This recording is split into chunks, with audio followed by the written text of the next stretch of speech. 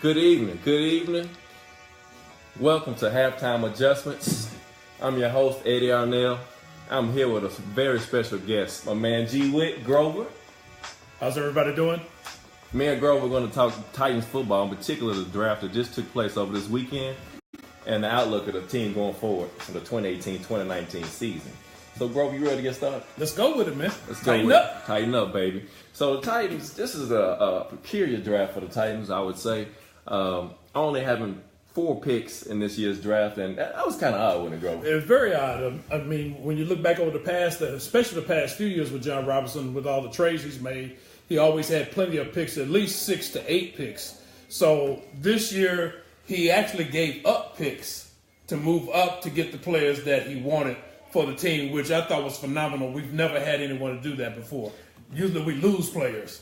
This time he went and got it. That's right. You're right about that, Grover. In the past, you know, the leadership of the Titans would never make those aggressive moves, and we saw it for the second year in a row with John Robinson doing that. And I think addressing some needs that we had. Exactly right.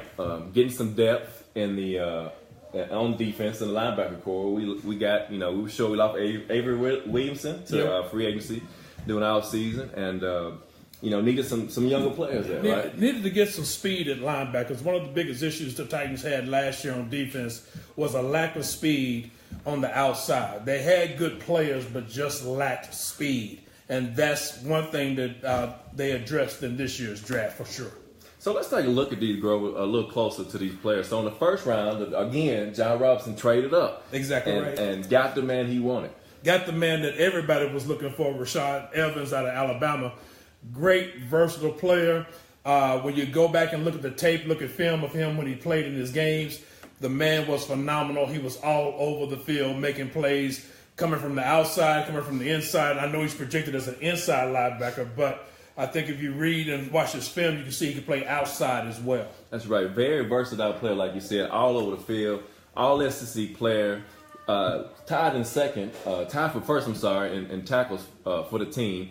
13 tackles for loss, and that was even due to some injuries that he had. He missed a few games. Yeah, so it was actually kind of interesting this year, especially with Alabama. They had a lot of injuries at linebacker, and he had came back from some injuries in previous years, but this year he actually made it back towards the end of the season and still was productive throughout in every game, especially when you go back and watch the championship game. He was especially productive in that game as well. That's right. And he was one of the semifinalists on the Buckets Award, which goes to the best linebacker in the country. Right. So that's Rashad Evans. Again, Alabama, 6'2", 232 pounds. Very good athlete, very explosive player. And I can't wait to see what Dan Pease is going to do in the scheme. Exactly right. And another little trivia fact, he's the first true LB the Titans have drafted in the first round since Keith Bulluck. Good point. So that is something else to just watch out for, because it just lets you know if he can measure up to what Keith Bulluck did for the team, we're going to be all right. Very good point. So, again, John Robinson made another aggressive move in the second round. Yes, he did. I was surprised that we was able to land both these guys, knowing that we had a deficiency in this area on the team. Exactly. But, again, he made a bold move, moved up in the second round, and picked up Harold Landry, outside linebacker from Boston College.